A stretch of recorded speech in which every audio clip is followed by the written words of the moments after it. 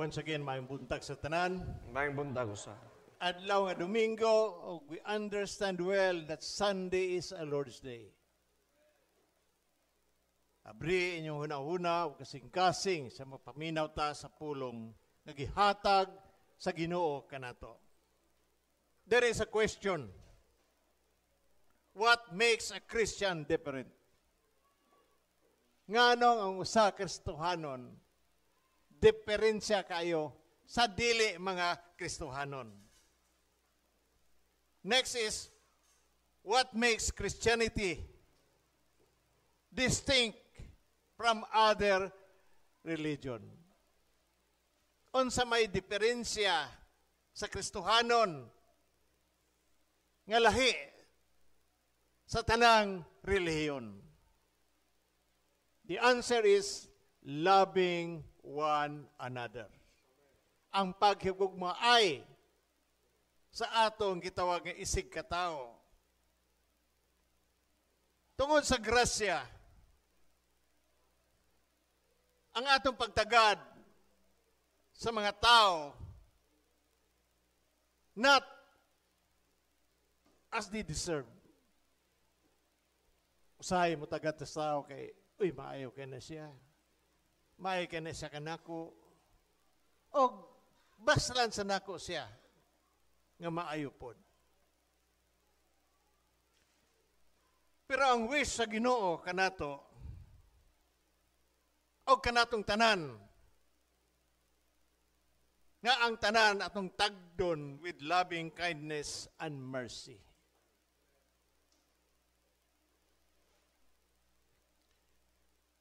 God is good. Ang Ginoo maayo sa tanan.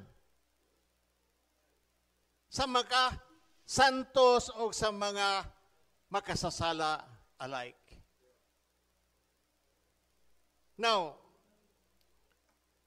in Mateo chapter 5 verse 45 nagaingon, aron makita nga kamo matuod nga mga anak sa inyong amahan nga ato sa langit, kay siya sa walay pagpili nagpasidlak sa iyang adlaw ug naghatag og ulan ngadto sa mga matarong o sa mga makasasala. God seeks our highest good and teaches us not to seek the greatest good to others. Even mga tao, those people who hate us, ang atong gugma for others, pareha kang Kristo, even those who are ungrateful and selfish towards us. Kanang pag manggihatago na to, muhatag lang ta kay, mubalos ba sila?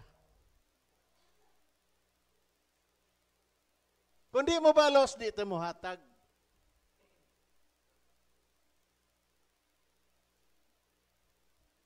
Importante nang mutabang ta sa mga tao nga walay nakahibalo. Amin ba ta, ana?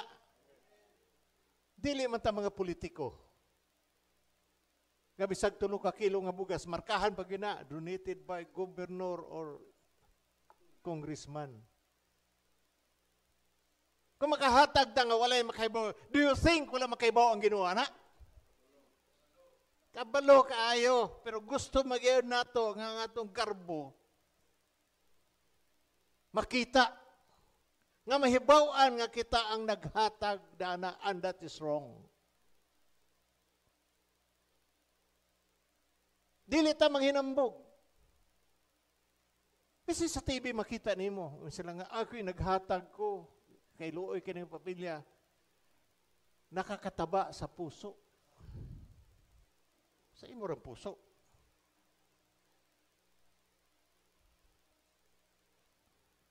The word as a Christian says, give and it shall be given. Paghatag kamo o kamo hatagan prinsipyo na sa gitawag nato sa Ginoo. we must be marred by the same kindness and mercy nga gihatag, nga gipakita sa Ginoo kanato ang iyang kaluoy o ang iyang kaayo. It is easy, sayon kayo, or easier to show kindness and mercy when we expect to benefits from doing. Nihimo natay benepisyo nga madawat. Parehas gyapon sa eleksyon, kagubot ng mga tao, tabang dito, kay ngano, gusto man mo trabaho. Diri simbahan kay wa may suhol eh. Depende man na sa atong pakigugma sa atong mga kagahom nga Dios. How much harder when we can't expect nothing in return. When it comes sa pag-ampo, duha ka importante nga butang we must remember nga atong pagkabuhaton. O tulo nga atong pagkabuhaton. Forgive and loving each other and loving one another. Ingni yung tapad, higugma ang imong isikataw. Bisag na ulit ka, it is a command of God. To love those who hate us. To love those who persecute us. Tulo ka butang. Nga angay, paghimuon. Forgive and you will be forgiven. In Mark 11:24 and 25, nag-iingon, tungod ni ini, ingnon ko kamo, nga bisag unsa ang inyong pangayoon diha sa pag-ampo, tuhoe nga madawat ninyo kini, og mainyo kini. Verse 25, inigtindog ninyo aron pag-ampo, kung aduna kamoy, kayugot, batok, kang bisan kinsa, pasaylua o na siya, aron ang imong amahan nga tuwa sa langit, mo pasaylo usab kanimo. Mga tao karon, tampinan gyud ang kawayan. Kay gusto kita mo balos, kay injustice iyang nihimo sa imong kinabuhi. Meaning, pardon the offender what has been committed. Pasayloa ang tao nga nakasala, batok kanimo. Amin ba ta, ana? Dili kay mo adto ta dito sa albularyo kay atong barangon.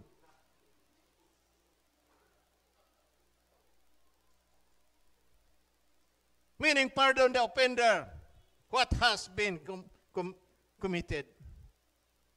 Og nagsugo ang Biblia nga atong panalanginan ang atong mga kaaway o nasuko nato. Lisod, no? Kay gusto gyud nato mabalos. That's why a lot of people nga nay hatred sa ilang kapungot, sa walay pagpasaylo, sa ilang isigitaw, daghan sakit sa ilang kinabuhi. Usay mag-away sa yuta.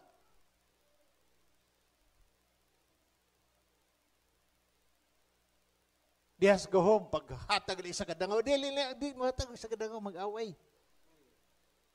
Pero bag ilang yuta. Kunya mo na'y sinugdanan sa panagbingkil. Give the person in need kung kinsa ang nagkinahanglan. Muhatag ta sa tago, walay naghibalo. O dili ta angay manghinambog. Hibawan nato ang mga tao, may reaction nga wala siya makapasaylo. Na may reaction ng mga tao nga wala makapasaylo. Nga naman, ingnon ni mga istorya, hey, di mo istorya. Adto di mong adto. Kung magtabo mo sa karsada, mo ani siya sa pikas na yung right, kaya di gusto magtabo. Meaning, that person, kana nga tao, wala makapasaylo sa iyang isig ka tao.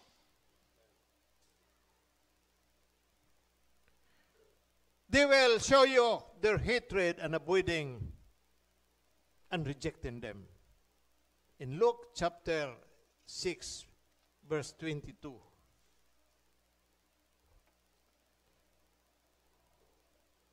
Bulaan kamo kon ang mga tao nagdumot, nagsalikway, o nabugal-bugal kanimo, bulaan kamo kung sila mag-ingon kamo mga dautan tungod sa anak sa tao.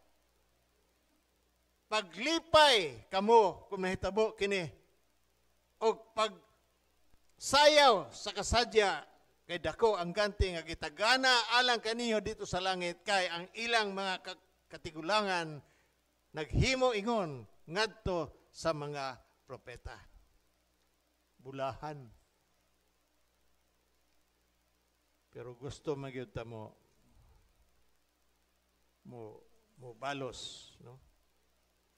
Sa atong tagsa-tagsa ka mga kontra.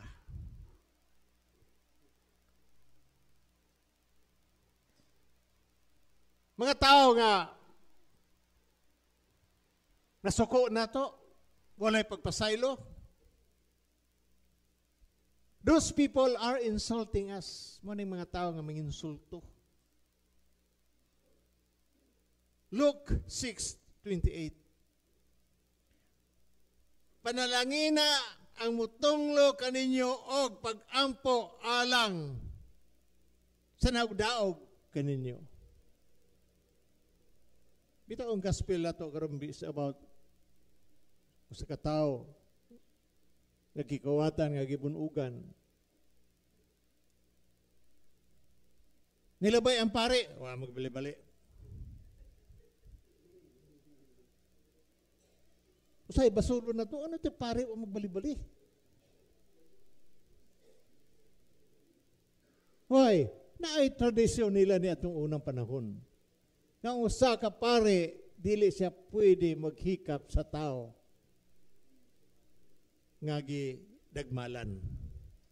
Agor kung dili nato tanaw ng full context sa Biblia, ang background na to, maingo kita nga, tanaw na yung Bible, mga pare, hinungdan.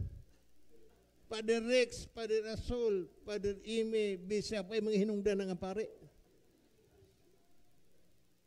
Kaya wa mo tabang.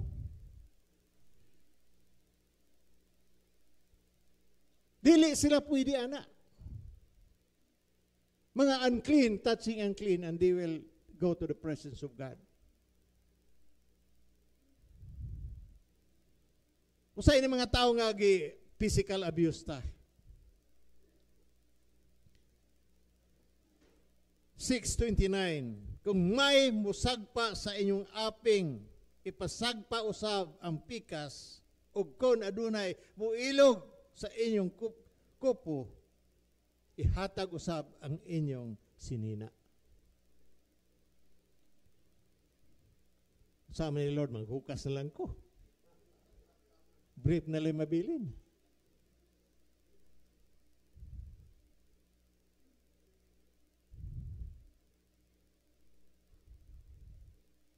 Meaning kung unsay naani mo nga mahatag, you have to give.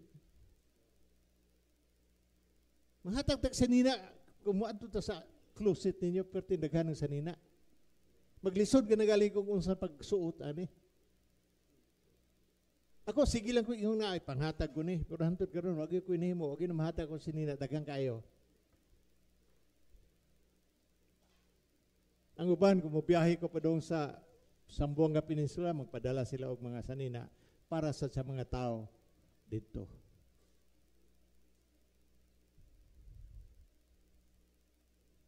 Usaw man nato pagtratar ang atong mga kaaway. Og kung maoray, hinigugma ninyo ang nahigugma kaninyo, ngano magpaabot paman kamog panalangin. Bisan gani ang mga makasasala na higugma, maniadtong na higugma kanila. kining bersikulo nga akong gibasa o gipamata ninyo, kuros-kuros atong tinae na pila to utok.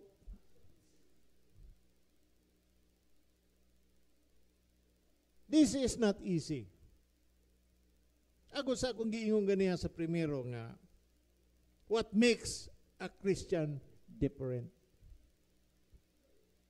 Diferensya ta kay nagpasaylo ta sa mga tao nato nga nagpasipala ka nato, nagbutang-butang ka nato.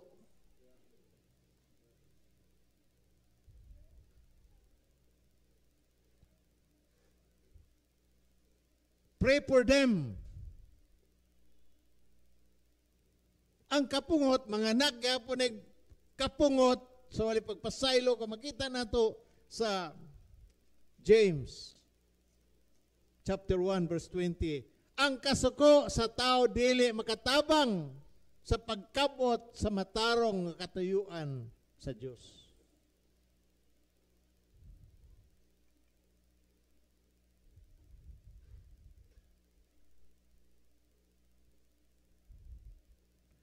Dili ni mahimo by our own strength, but it can be done through the power of the Holy Spirit. Agad importante yun nga maborn again ta. Sa wala pa ta maborn again, hindi man ta kasabot sa gisulti sa Bible. Once we accepted Christ as Lord and personal Savior sa atong kinabuhi, ang grasya sa Ginoo moabot. Ang pagbago na to, gikan sa sulod padulong sa gawas. Ako ng mga tao, born again, di nila makita ang pagbago na to. Ngano, ang pagbago na to, magsugo dito sa sulod padulong sa gawas. And we understand well the power of the Holy Spirit sa atong kinabuhi. Now in Romans chapter 5, verse 5, nag-ingon, dili kayo kita pakyaso ni ining paglauma, kay gibubo man sa Dios ang iyang gugma sulod sa ato mga kasing-kasing, pinaagi sa Espiritu Santo nga gasa sa Dios. Gibubo sa Dios ang iyang gugma diri kanato. And it is impossible for us not to forgive our enemies. Nga naman, naman di ang gugma. Di ang gugma, kung dili gyud ka gusto, dili mo ipagawas, then, unsa man ang mahitabo na to?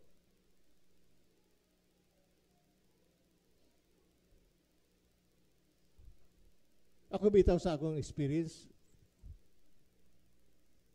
daghang kinagdaot.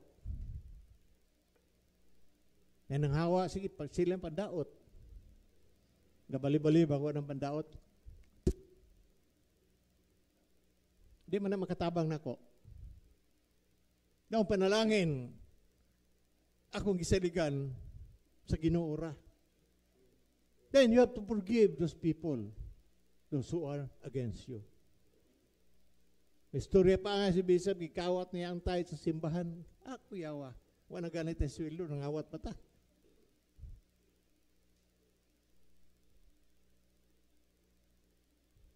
Dili ka makamove sa imong sitwasyon kung wala kay pagpasaylo sa inyong tagsa-tagsa ka kinabuhi.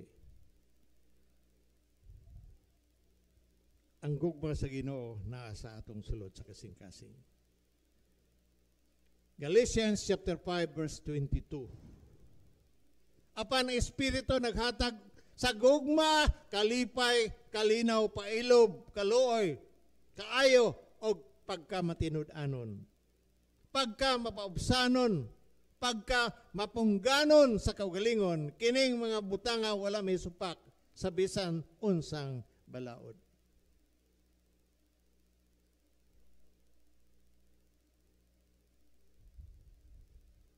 Ang importante nga butang is not that we are vindicated because before our enemies. Tanaw say madungog di mo karon hustisya. Kinahanglan na mo hustisya.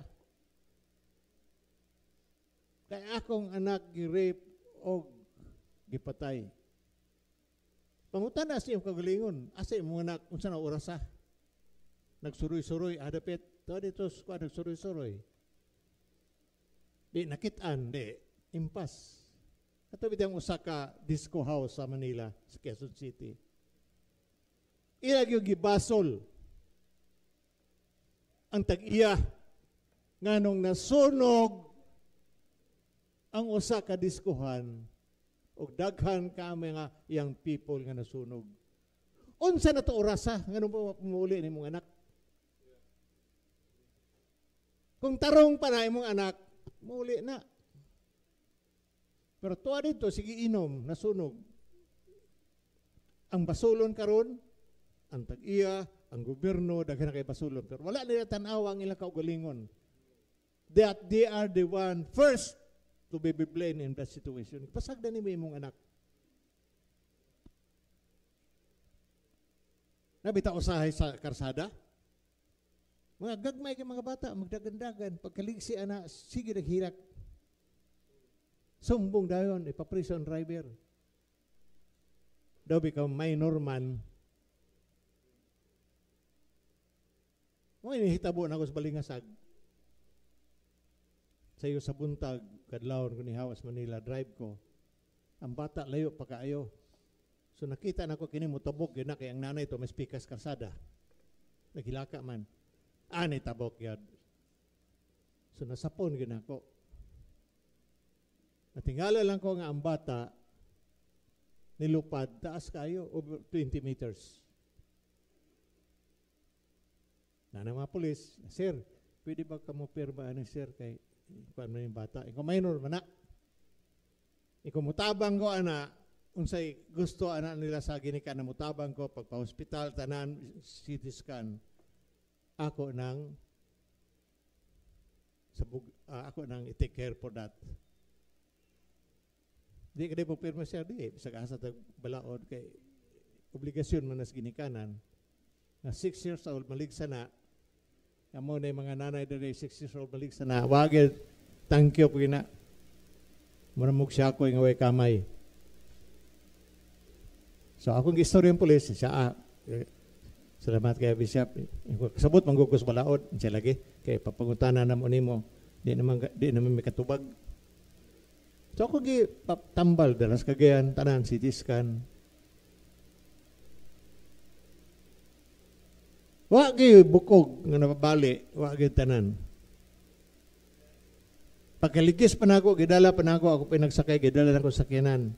Wa na mo tingog dito sa ER sa Balingasag.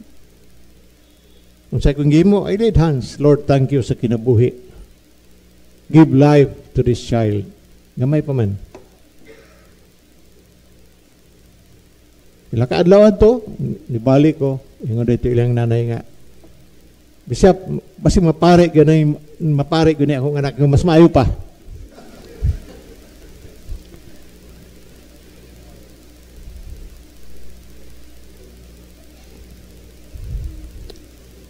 The important thing is not that we are vindicated before our enemies, but that we become more like God in our character. Kinahanglan ang atong karakter maayo, aming bataana. Istorya ko kaisa. During sa Holy Week, yung kumpare nagdala og krus. Ana na marcha, bunal-bunal. Bisag asa dia preba sa bunal kay sakripisyo man eh. Sus, bunal lagi. Daw bi kay naigo man yung itlog. Gibundag ang cross, sumbag niya ang kuan, ang nagbunal niya. Ang mga tao ni kon, pahit Ginoo.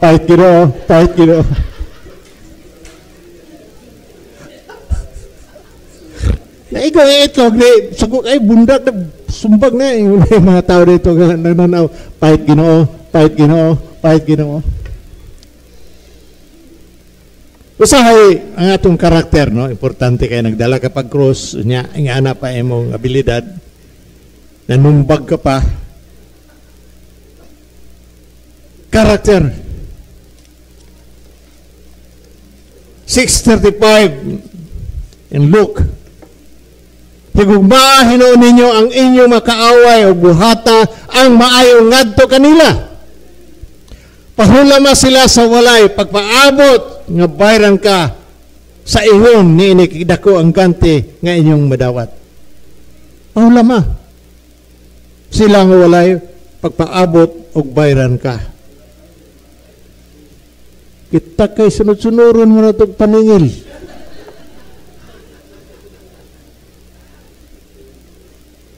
Now, this is my experience. Na maghulam na ako, panghulam na ako. Bayan ko. Hindi ko magbatok. Lord, padalag kalayo dahil ang balay, Lord. Para bayaran ko. No.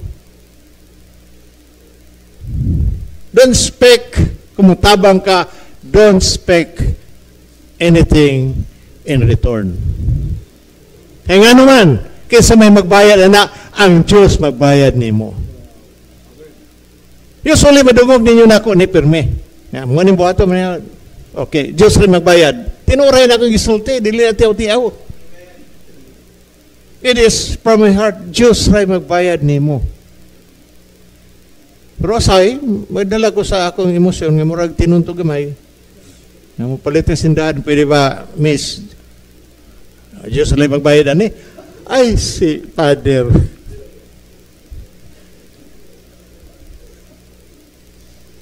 Nangaon mi dito sa Cagayan, pagpauli. Ingnan ako itong sabidora, pwede ba, Diyos lang magbayad ani? Ay, si Father, gano'n. Yung ko kanang, si Deacon Terrerirengo. Tagay, nag-ipron, kaya rumanghugas sa plato.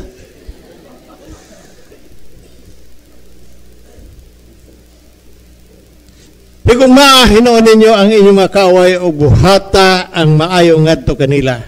Pahulama sila sa walay pagpaabot nga bayran ka sa ingon ni inikadako ang ganti nga inyong madawat o kamo mahimong mga anak sa labing halang ng Diyos kay siya maayo ngadto sa mga dili mapasalamaton ingon man sa mga daotan.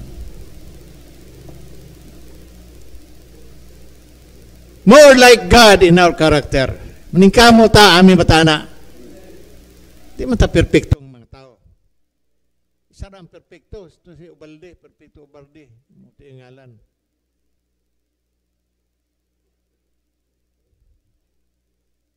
For greater than riches, laughter, and popularity. Luke 6:24. Apan allowed kamo nga mga dato kay nagpahimuslan na ninyo ang kinabuhi nga hayahay. Allowed kamo mga busog karon kay kamo unya gutomon. Kung gigutom mo ay mo pagreklamo sa Ginoo. Allowed kamo nga karon mga tawa kay kamo unya magbangutan o maghilak. 26, allowed kamo kon magday kaninyo ang tanang mga tao kay mausab kini ang gibuhat sa ilang mga katigulangan ngadto sa mga mini nga propeta. Things will vanish, mawala ng mga butanga, but our character will last for eternity.